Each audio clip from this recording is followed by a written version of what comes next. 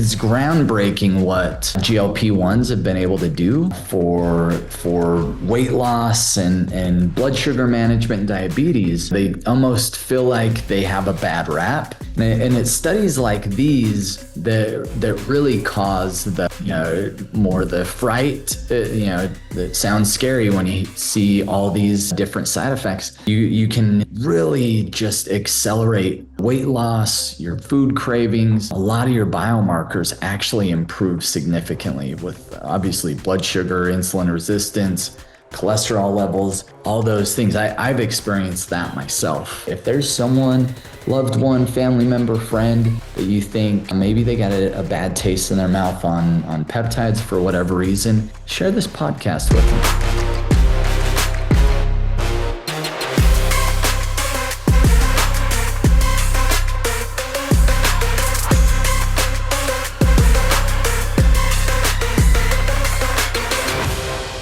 Welcome everybody to the Ageless Future podcast. This is your host tonight, Cade Archibald, and excited to dive in. Last week we talked about stem cell vitality and some really intriguing stuff there. So this week we're going to shift a little bit on what we've been talking about, some on pain, muscle inflammation, and stem cells, and now we're going to dive into some peptides, specifically the GLP-1s like Ozempic, Semaglutide, some of those peptides, and we'll maybe explore some of the newer peptides that are really cool, but mostly just want to provide some really good information and education around these.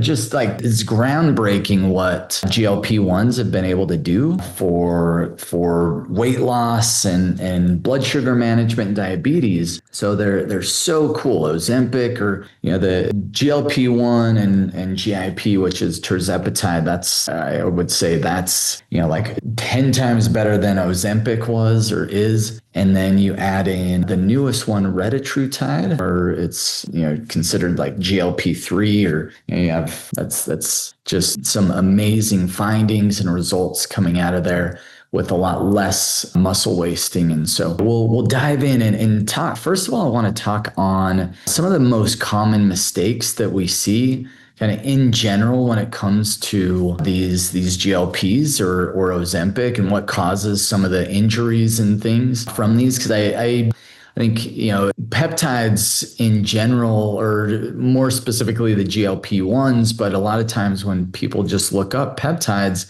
they see some of these negatives and they kind of discount it almost distracts from the amazingness and greatness that a lot of other peptides have as well. But if you look at Semaglutide more specifically, if dosing's not right, or you just hop in a little too quick, and even Semaglutide, I've noticed this with myself. The first time I tried it, very small dose, I had nausea, GI effects. Did not have vomiting, but that is something that people have seen. Delayed stomach emptying, or gastroparesis, intestinal blockages. Those are things that could happen. Other reports: blurred vision, venous insufficiency, gallbladder issues, and some of them are amplified by long-term use and increasing very high dosages. Others is also poor quality peptide sourcing. So you have there's been a lot of reports and people hopping online and just getting something from the black market that's a research-based peptide, which those can, any peptide, whether it's Ozempic or others, they can cause a whole host of injuries and problems. So, obviously be smart where you're getting this from. Get it only from a quality compounding pharmacy where it actually has to be what it is, what it says it is. So here's an interesting study that came out on the GI risks from semaglutide. Some of the adverse events associated with glucagon-like peptide 1 receptor agonist for weight loss. This came out of the University of British Columbia in 2023. They were new users of the GLP-1 or semaglutide were compared with non-users, and a lot of large claims database to track if they were having GI adverse events. So the conclusion was the GLP-1 agonist was significantly increased risk of GI adverse events such as bile and gallbladder issues, bowel obstruction, or gastroparesis. And so this is where I think it's really, really important. And thank you, Kimberly, for saying that in the chat box. Been doing low doses of Tirzepatide and now Retatrutide. Cholesterol's down and way less cravings. And that's the beauty of it. So I don't want you guys to think that this podcast is about bagging on Semaglutide or any of the GLP-1s. Just want to bring this to your awareness because there's a lot of people, just more in the general public, they'll ask, I'll mention peptides and they start asking, they almost feel like they have a bad rap. And it's studies like these that really cause the, more the fright, that sounds scary when you see all these different side effects.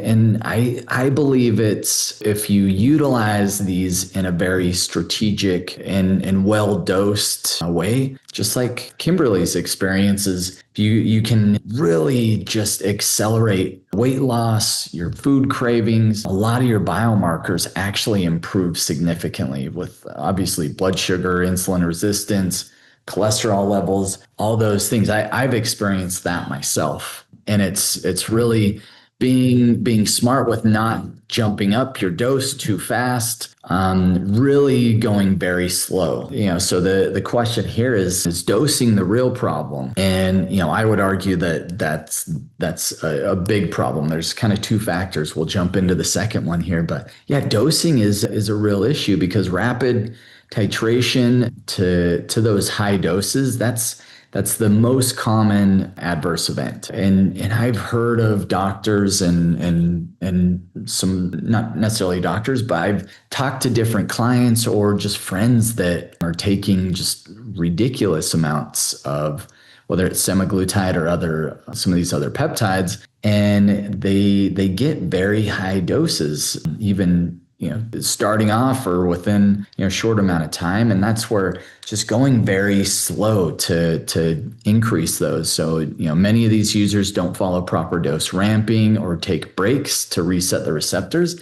So that's the other thing is if you're just on that same peptide for ever and ever or long amounts of time, and you're not giving those pathways a break, you'll typically see our protocols, 30 to 60 days, you'll be on a particular peptide. Then we have you take a break. It doesn't matter which one it is. It's smart to reset those receptors because otherwise you're just going to have to increase those doses. But and then, what we've seen, low and slow dosing actually helps protect the digestive and balances some of those negative things that they found in some of these past studies, because these GLP-1s been so amazing. And I would say semaglutide, from our experience, me personally, as well as the peptide that we've seen, probably more negatives from side effects versus Tirzepatide, as well as especially Retatrutide. We're seeing much less side effects as long as it's dosed correctly. There's been some cases where someone doesn't read the instructions, or for some reason they just overdose, they get way too high of a dose, and that's where you just feel icky. You can cause inflammation in the pancreas, pancreatitis. Your pancreas just gets irritated. And so, being very smart with how you're dosing this will be good for, your digestive health, as well as no adverse events or adverse side effects, but also longevity and being able to get really good results and utilize it long term, as opposed to just having to increase doses over and over and over. And then, essentially you're signing up for just continually high doses, where if you take breaks, reset those receptors, really, really important and help significi'm It'll keep the efficacy up. It'll be easier to lose weight. And I have not experienced any of the side effects, and I'm following our own protocols. I'm a very regular user of Tirzepatide as well as Retatrutide, but I'm definitely taking breaks and it's not something I'm on all the time nonstop. So the other component, so we talked about the dosing, also the lifestyle is so critical. You hear about muscle wasting and people losing a lot of muscle mass on these GLP-1s, which is it's true. Like you will lose muscle, especially if you don't follow good lifestyle. So, peptides, it doesn't matter what peptide it is. There's no peptide that's perfect and it'll make up for eating junk food and processed food and, alcohol consistently, as well as staying sedentary. What I will say about peptides is they do make those things much easier. Like you take, Kim, for your example, on your low dose, your cholesterol is down and there's way less cravings. It's way easier to eat the right things when you don't have that little gremlin on your shoulder saying, "Oh, you want to eat that candy bar or that cookie, or you want to have that drink or whatever it is." If you can get that guy off the shoulder and he's not there so much, it makes it a lot easier to make good decisions, right? And so that's what I see is it's can make it way easier. And then the other piece is you got to add in some strength training. You got to do some exercise, build muscle, and get adequate amounts of protein. If you're not eating like your goal weight in grams of protein a day, or at least like 0.8 of your goal weight, or really what your current weight is if you're already there, you're gonna start losing significant amount of muscle. And so having the right protein, the right macro structure in your eating habits, getting some strength training, eating some good real foods as opposed to packaged junk, processed, sugary food. That's where you can really, it accelerates those results. These peptides can make it way easier to actually follow those instructions, and you just feel way better. Your digestive systems feels great. And that's really where the real healing happens, when these peptides can be added in and paired with really good habits that are driving improved muscle, improved nutrition, better nutrients, and the right hydration. And that's really where things start to just really get dialed in. Talk a little, there's some other studies around muscle loss connection and how semaglutide suppresses the appetite so much that patients will lose muscle along with the fat. It's very true, especially if you don't have those lifestyle components in place. Yeah, it's up to, in one study, they showed up to 39% of weight loss on semaglutide came from lean muscle mass or lean body mass, which that's not ideal. We want to be losing fat and actually gaining muscle. And so without intervention, this accelerates the aging and metabolic dysfunction. And so if you're looking at creating an ageless future and you're just focused on the scale and how many pounds you're losing, that's the wrong focus. You want to focus on how am I building muscle, improving my brain health, improving my heart health. And, just by losing weight, that doesn't mean you're heading in the right direction. And so this is where the right lifestyle, the right nutrition, along with these peptides can make just a world of difference. And so, really what we do differently here at Ageless Future, and, Kimberly, thank you for adding in the chat box. You're doing awesome on your Retatrutide, and previous to that, Tirzepatide, and I know you're doing probably some additional stacks as well, and cholesterol's down, way less cravings. I'd imagine you're probably getting to your body composition goals that you would like. But how we do things different, we're going to assess leptin, insulin, cortisol, and the whole body composition before we dive into specific peptides. From there, if weight loss is the goal, or if there's blood sugar issues, if we're going to utilize any of the GLP-1s, it's typically going to be Tirzepatide or Retatrutide. We're going to use them with also supportive tools like some of your growth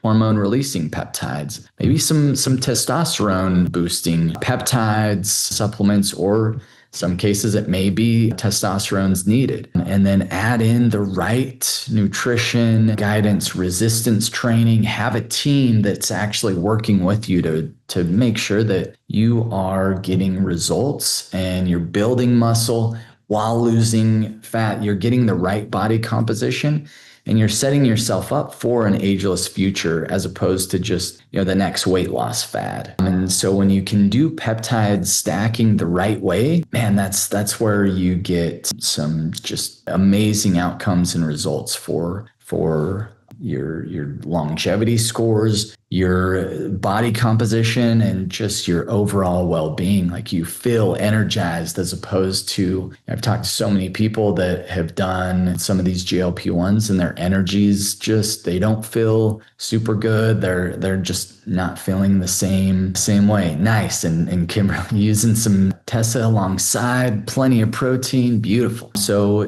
we will usually add in along with these GLP-1s. It's all based on your labs, but we get really strategic on how we stack these peptides. And so, having some growth hormone releasing peptides, having some mitochondria peptides. Sometimes it's the immune system needs some help. So we'll add in some thymosin alpha 1 or KPV or some immune intelligence peptides. And those, when we combine those together and have them on different cycles and they're stacked together, we see just fantastic outcomes. Here's a patient of ours, Lisa, 48 years old, started on Semaglutide with the right training, high protein nutrition, lost 34 pounds in 5 months. She preserved her muscle and her energy. So we actually, in most of our patient cases, we have a STIQ, we'll ask them to do DEXA scans if it's possible. That's where you can get a full body composition of how much weight in muscle mass, how much fat you have.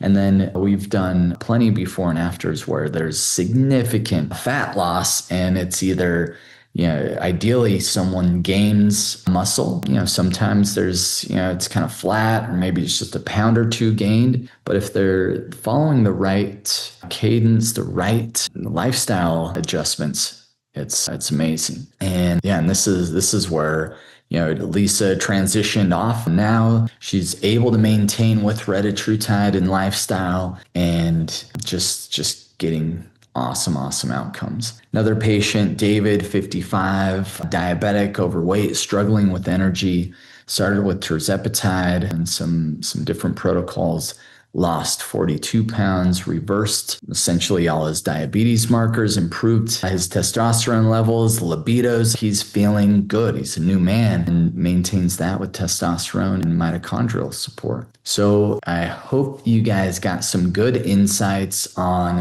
first of all, I think it's really important to talk about some of those negatives that we hear about peptides. I think, they're newer in the general population. And so when we talk about them, some people are like, oh, I've heard some things about that, or others just haven't really heard much, or you search online. And it's sad to say this, but usually it's the fear-mongering headlines that get the most attention. And so, those studies, they're all true. Like it is. Semaglutide or these GLP-1s, if they're not used the right way, you'll have muscle wasting, you'll have, GI imbalances, or gastroparesis is something that can happen. Like all these things are real, and they've happened and they do happen. But if you use these peptides in the right way, man, it's like a light switch that you can improve and continue your health in the just a totally different direction, as opposed to, if you didn't use these peptides at all. And so that's what I love about them, is you can use them the right way, you get the right health expression, and the results are just amazing. So hope you guys are having an amazing day, and hopefully you learned something today. If there's someone, loved one, family member, friend that you think maybe they got a bad taste in their mouth on peptides for whatever reason, share this podcast with them. I think they'd appreciate that, and maybe they'd learn something that could help them in their health journey. And that's what we're here for. So appreciate you. Have an amazing night, and we will see you next time, everybody.